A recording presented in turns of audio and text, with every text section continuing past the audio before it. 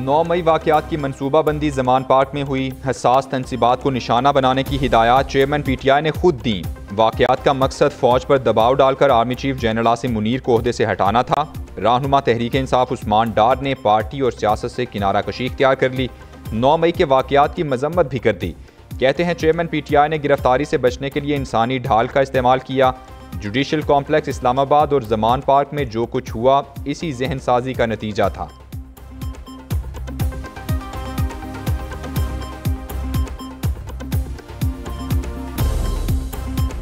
उन्होंने अफसोस का इजहार किया कि मायूस थे कि प्रेसिडेंट साहब ने अपना वो किरदार अदा नहीं किया जो उनकी आइन के मुताबिक ड्यूटी थी कि इलेक्शन अनाउंस करें। उस पर वो बहुत दुखी थे।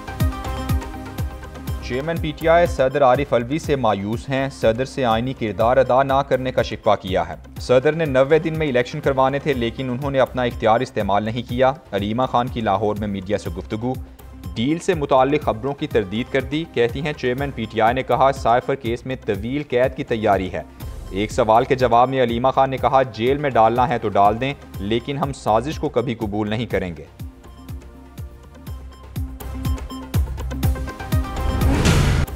नवाज शरीफ को जाली मुकदमे में सजा दी गई। साजिशी किरदार सबके सामने हैं। मुस्लिम लीग नून के सदर शहबाज शरीफ का लाहौर में कारकुनान से खिताब।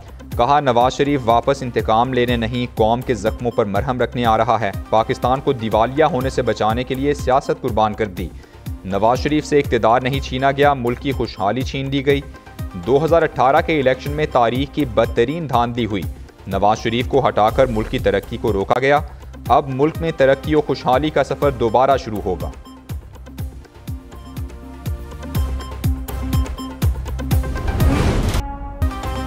क्रिकेट के सबसे बड़े इवेंट का आज से धमाकेदार आगाज। इंग्लैंड और न्यूजीलैंड की टीमें अहमदाबाद में टकराएंगी।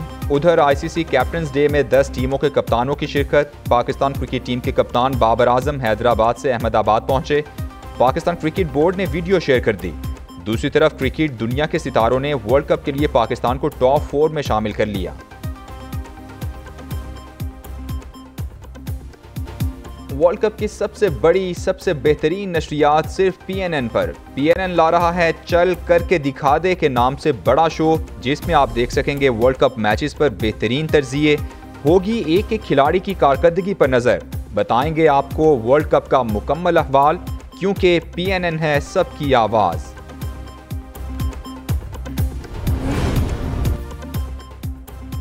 इंग्लैंड में नसीम शाह के कंधे की सर्जरी मुकम्मल हो गई। डॉक्टर्स ने फास्ट बॉलर को 6 हफ्ते आराम का मशवरा दे दिया। नसीम शाह रीहैब मुकम्मल करने के बाद बॉलिंग शुरू कर सकेंगे। नसीम शाह सर्जरी के बाद वालिदा को याद करके आप दीदा हो गए। SIFC पाकिस्तान को मुआशी हब बनाने के लिए पुरअज़्म। गैर मुल्की सरमायाकारी के लिए तमाम रुकावटें दूर करने का फैसला कर लिया। निगरान वज़ीर-ए-आज़म अनवारुल हक काकड़ की ज़ेर सदारत SIFC की एपेक्स कमेटी का इजलास। खलीजी ममालिक से सरमायाकारी के अमल को बेहतर बनाया जाएगा। शुरका का $25 अरब की सरमायाकारी के अमल को तेज़ करने पर जोर। कमेटी का खसारे में चलने वाली कंपनीज की निजकारी का अमल तेज़ करने पर इत्तेफाक। इजलास में army chief general Asim Munir भी शरीक हुए।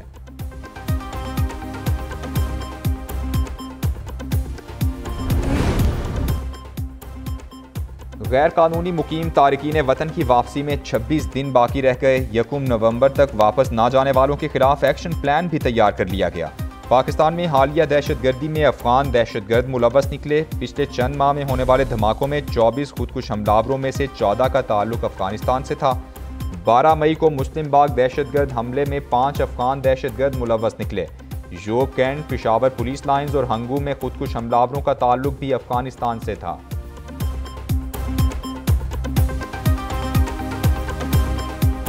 पाकिस्तान भी इस बात की इजाज़त नहीं देगा कि हमारे अफगान भाई जिन्हें हमने कई अशरों से रखा और इज़्ज़त दी वो मुल्क दुश्मनी और दहशतगर्दी की वारदातें करें या मुल्क को कौम को नुकसान पहुँचाएँ।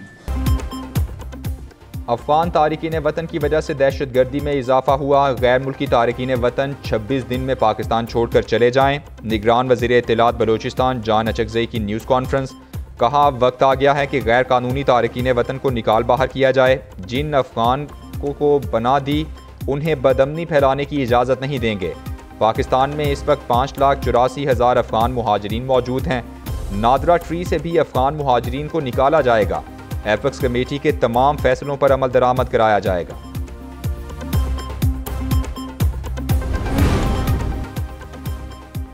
गैर कानूनी अफगान बाशिंदों के खिलाफ सख्ती से एक्शन होगा, उन्हें वापस भेजेंगे। रियासत ने कोई बयानिया नहीं बदला। निगरान वज़ीर दाखिला सिंध हारिस नवाज की कराची में मीडिया से गुफ्तगू।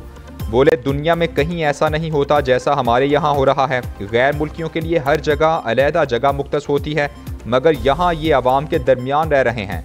यूएई में भी गुज़श्ता दिनों बड़े पैमाने पर क्रैकडाउन किया गया।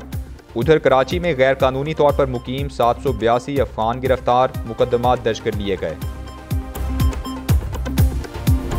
सवाल ये है कि ये 21 अक्टूबर आता क्यों है? सवाल ये है कि मुल्क के मुंतखब वज़राए आज़म को जलावतन क्यों होना पड़ता है? ये एक बार नहीं हुआ, तजुर्बात किए गए हैं, मर्जी के लोग मुसल्लत करने की कोशिश की गई है। ऐसा ही एक अफसोसनाक तजुर्बा 2018 के इंतखाबात में किया गया। मुंतखब वज़राए आज़म को क्यों जिलावतन होना पड़ता है? तजरीबात करके मर्जी के लोग मुसल्लत किए गए। रहनुमा मुस्लिम लीग नून ख्वाजा साद रफ़ी का जेहलू में जलसे से खिताब, कहा नवाज शरीफ को साजिश के तहत निकाला गया।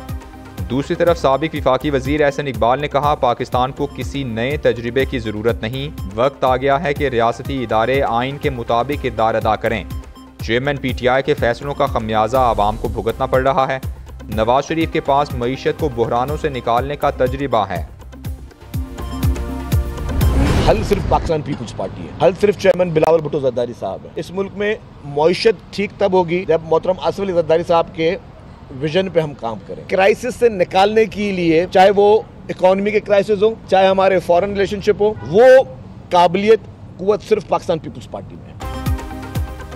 बिलावल भुट्टो को वज़ीर आज़म बनाकर रहेंगे। साबिक सदर आसिफ जरदारी ही मुल्क को मजबूत बना सकते हैं। रहनुमा पीपल्स पार्टी शर्जील इनाम मेमन का पेशावर में तकरीब से खिताब, कहा पीपल्स पार्टी से ज़्यादा कुर्बानियाँ किसी ने नहीं दी। क़यादत का अदालती कत्ल हुआ लेकिन इदारों के खिलाफ नहीं गए, इदारों की बेतौकीरी नहीं की, किसी किस्म की मुखालिफ मुहिम नहीं चलाई। पाकिस्तान को मौजूदा बहरान से पीपल्स पार्टी ही निकाल सकती है।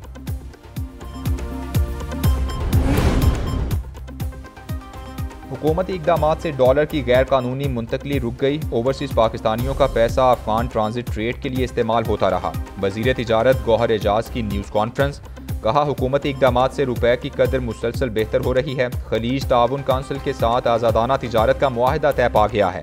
मुआहिदे के लिए सऊदी अरब ने अहम किरदार अदा किया। सनतों को सर्दियों में तवानाई की फराहमी के इक़दामात किए हैं।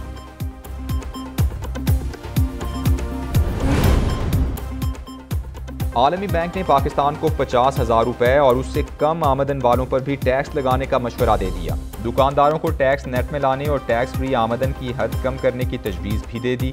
आलमी बैंक ने कहा, ज़रई शोबे में 12.5 एकड़ ज़मीनों के मालिकान पर टैक्स लगाया जाए। 5 लाख रुपए माहाना आमदन वालों पर 35% शरह से टैक्स लगाया जाए। आलमी बैंक ने 7वें कौमी मालियाती कमीशन का दोबारा जायज़ा लेने का भी कह दिया।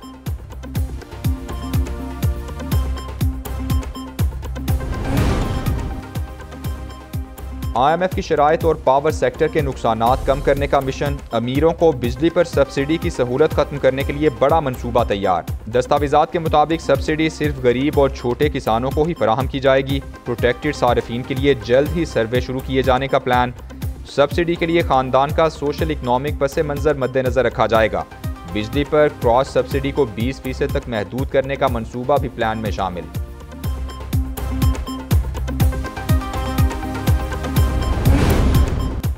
चमन बॉर्डर क्रॉसिंग पर अफगानिस्तान की तरफ से बिला इश्तियाल फायरिंग, 12 साला बच्चे समेत 2 पाकिस्तानी शहीद, 1 जख्मी। ISPR के मुताबिक बाबे दोस्ती पर अफगानिस्तान की तरफ से फायरिंग के जवाब में तहम्मुल का मुजाहिरा किया गया। भारी जानी नुकसान से बचने के लिए सिक्योरिटी फोर्सेज ने तहम्मुल का मुजाहिरा किया। सुप्रीम कोर्ट में निजी अराजी सरकार के लिए एक्वायर करने के केस में चीफ जस्टिस काजी फाजीसा का एडिशनल अटॉर्नी जनरल के साथ सख्त मुकालमा। चीफ जस्टिस ने पूछा, अदालती फैसले पर क्या अमल दरामद हुआ? एडिशनल अटॉर्नी जनरल ने कहा, फरीकैन में समझौता हो गया है। चीफ जस्टिस बोले, अमल दरामद रिपोर्ट क्यों जमा नहीं कराई? क्या ये कोई रियासती राज है जो अदालत के सामने नहीं खोलना चाहते? आप अपना काम क्यों नहीं करते? सुप्रीम कोर्ट ने पेशावर हाई कोर्ट के फैसले के खिलाफ अपील मुस्तरद कर दी।